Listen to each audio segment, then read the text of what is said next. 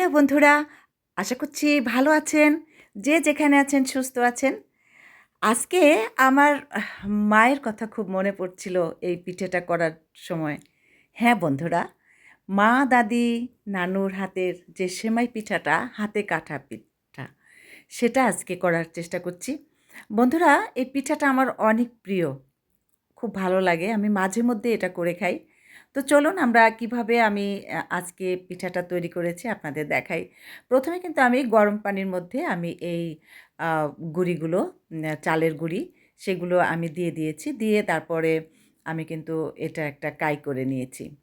এটা খুব ভালো করে মথে নিয়ে তারপরে যে আমার মেয়ে আমাকে অনেক, অনেক হেল্প করেছে।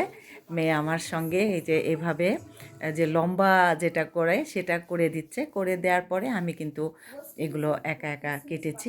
বন্ধুরা, আমি কিন্তু এটা অনেক ভালো কাটতে পারি। কারোর প্রয়োজন হলে বলেন আমি বানিয়ে দেব। তারপর দেখুন আমরা এটা এই যে এভাবে কাটতেছিলাম। তো আসলে এই যে পিঠাটা করতে, করতে আমার মায়ের কথা খুব মনে পড়ছিল। মা এই পিঠাটা অনেক ভালো করতেন। আমরা সবাই মিলে বোনেরা, ভাবি ওরা সবাই মিলে আমরা বসতাম।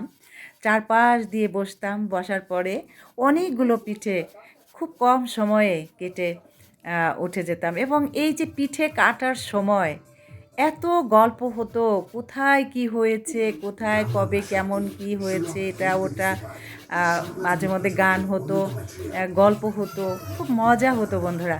এই পিঠেগুলো এই পিঠে পুলির সময়ে পিঠেটা সবাই মিলে একসঙ্গে বসে করতে হয়, যার কারণে এটা কিন্তু অনেক ধরনের গল্প হয়।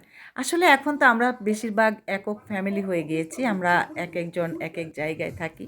তো দেখেন এই কয়েকটা পিঠা, এই কটা পিঠায় কিন্তু আগে কিচ্ছু হতো না।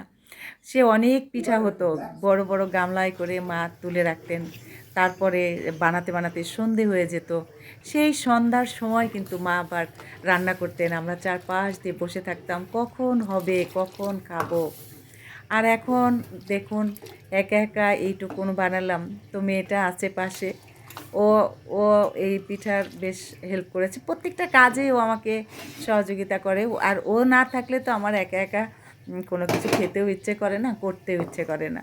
তো এই মেয়ে আসছিল, তখন আমি এই পিঠাটা করেছিলাম। তো এই দেখুন এই যে গুড়টা, এই গুড়টা কিন্তু যশোরের যশোর কন্যা নামে একটা পেজ আছে। ওই মেয়েটা আমাদের রাজেন্দ্র কলেজে পড়তো, ওখান থেকে ওর সাথে আমার পরিচয়।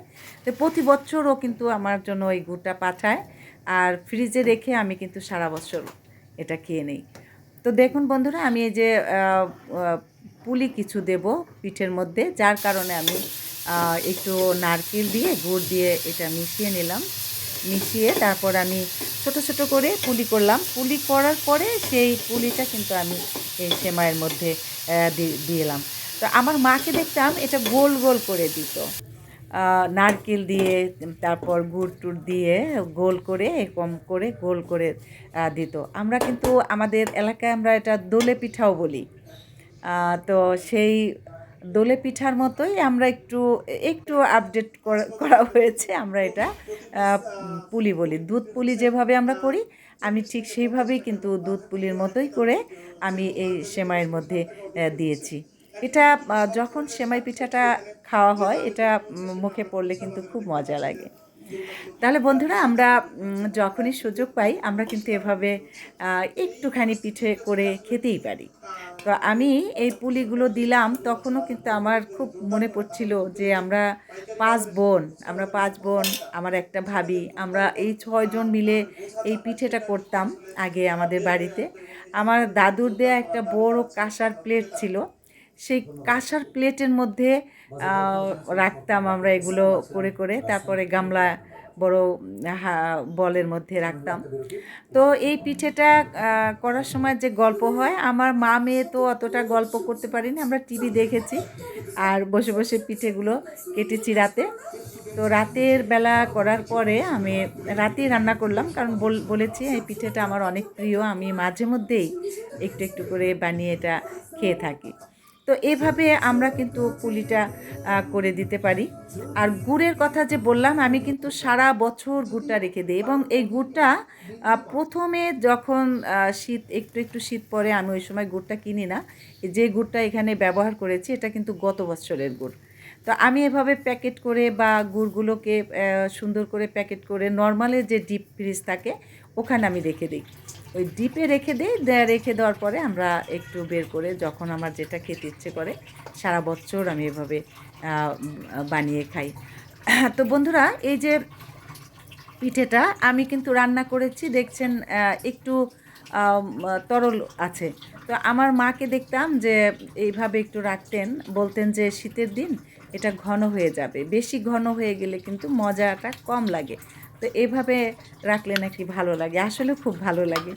তো আমি রান্না শেষ করলাম, মেয়েকে দিলাম, মেয়ে বলল খুব মজা হয়েছে, ও তো খুব খুশি খেয়ে।